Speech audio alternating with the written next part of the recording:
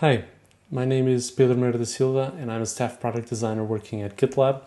And recently we did an internal survey to understand how designers were reviewing merge requests and what were the main pain points in that experience. So let me quickly walk you through what we found out and what the recommendations are as a result of this. So this research is tied to one of our key results for Q3 to improve the quality of design merge request reviews. And we ran this survey in the second week of August. We had 22 participants, so that gives us roughly 95% of confidence on the responses with a 10% confidence interval. And here are the main insights that came out of this. So the first one, top pain points that designers highlighted is GitLab development kit or GDK and Gitpod issues, test environment setup, vague incomplete descriptions, and merge request that miss requirements. And these were very clearly highlighted not only in the responses when we asked people to rank them, all of these problems, but also in the open text responses. The setup issue was clearly emphasized, but it was also interesting that other than these top issues and top pain points, there were also the awareness and knowledge issue and the planning, context switching, and workload issue. And so as a result of this, and I invite you to look at the insights yourself, but as a result of this, we're recommending that we improve discoverability and guidance for troubleshooting with the review tools, so especially when you have problems with your local GDK and Gitpod, how do you find help and how do you troubleshoot things? Also, some guidance on how to quickly set up and populate a test environment, because that's taking a long time and designers are, that is consuming a lot of designers' time. Also, the fact that sometimes merge request descriptions are not completely filled out by the merge request authors. So we'll have to find out how we can encourage MR authors to do that more often and better. And finally, related to the workload is how do we add guidance on how to balance merge request reviews with the other responsibilities that designers have. The other second insight that we had was related to the frequency. And we found out that although this is all self-reported, that designers' estimate of how many merge request reviews they do per milestone is substantially different, and there's a lot of variation. So as you can see here, there's not a consensus on how many merge request reviews are done per designer. They're all evenly spread out, and you can see a large accumulation here between 0 and 9 merge requests reviews per milestone. And this, I think, suggests a discrepancy of how stage groups operate, which could be valid or not, and also potential differences in the throughput of those groups or the designer's involvement in merge request reviews. So this was interesting and it surprised us, and I think we should look more closely to understand if there's something reasonable here in this substantial variation, or if it's acceptable and valid. The third insight has to do with the requirement to review merge requests. How do designers decide if a merge request is worth reviewing from a design perspective or not? Or do they review all of them? So there's a tendency to only review merge requests with user interface changes. And even so, designers have different criteria on how they decide that requirement. So as you can see here, and this was intentionally an open text response so that we wouldn't bias the respondents, that most of them clearly said, yes, we need to review merge requests that have UI changes, but then others also talked about, oh, we need also to review merge requests that have backend changes, because there's always something useful that designers can add to the conversation and some constructive feedback. There are very interesting comments here that people left in the survey. I invite you to take a look at them if you're interested.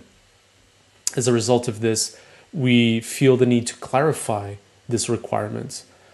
Which kind of changes should designers review or are required to review, and in what capacity? So that there's a clear guideline and consistency for everyone. In terms of confidence, it was very good to see that most designers feel fairly or very confident about reviewing merge requests. And this was, I think, sets perhaps a baseline that we can then retest and see what designers feel after we make these improvements to understand if they feel more or less confident after them. Basis of review, so which tools, supports and materials do designers rely on when they're reviewing merge requests. And we were surprised to see that there's a big tendency to rely on screenshots videos more than we would expect. Gitpod is almost as popular as the local GTK, and review apps, perhaps unsurprisingly, are largely unused, as we can see in the insights. So our recommendations is to add guidance on how to choose between all these different supports. So when should you choose a local GTK over Gitpod, or review apps over screenshots and videos, or even, as one of the respondents suggested, syncing with the author when the merge request is quite complex or the setup process is quite time consuming. We also suggest promoting Gitpod and review apps benefits and improving the getting started documentation. How can designers use them, as some of them had questions about their how should I access them, where do I click, which passwords do I use to log in into the instance, and so on. And again, we expect, or we suspect, that many designers are still very much used to the local GTK because that's what they've been using for perhaps years, and haven't yet picked up on Gitpod or review apps, which can be much faster and cleaner and reliable than your local GTK. Even so, there are two main cons to using Gitpod and review apps. One of them has to do with the ability to save the environment setup. So, for example, data, the license or feature flags that you have enabled when you're reviewing a merge request. It would be good for us to look into those things and see if there's any possibility for us to salvage that and to improve that experience so that designers can use Gitpod and review apps more. And specifically about review apps, there are concerns about reliability, and we will have to look into that reliability today, if it's better than what it was in the past, and if it's already an appropriate and production ready tool to review merge requests, at least in the GitLab project, because responses show that designers are very much used to review apps in the context of documentation changes. So user documentation or handbook changes, or even in the Pajamas website. The other thing that we looked into was the aspects of review. What do designers look at when they're reviewing? And mostly that comes down to visual design, content, and flow, not surprisingly. And there's a clear lack of acceptance criteria. That was something that was mentioned a lot. Also, accessibility, should we consider it or not? Dark mode, cross-browser compatibility, responsiveness, should it work on mobile or not? So there are many questions around the acceptance criteria, although the top three that everyone agrees on has to do with visual design, content, and flow. So as a result of this, we are recommending that we add clear acceptance criteria to aid designers with reviews so that they have almost like a checklist that is easy to reference and go through as you review a merge request, and that ensures that designers are covering all aspects that are needed in a consistent way across stage groups.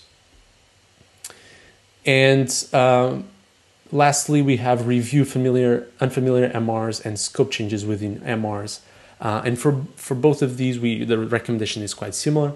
So let's look into what this means. So how often do merge request reviews for unfamiliar issues are requested of designers?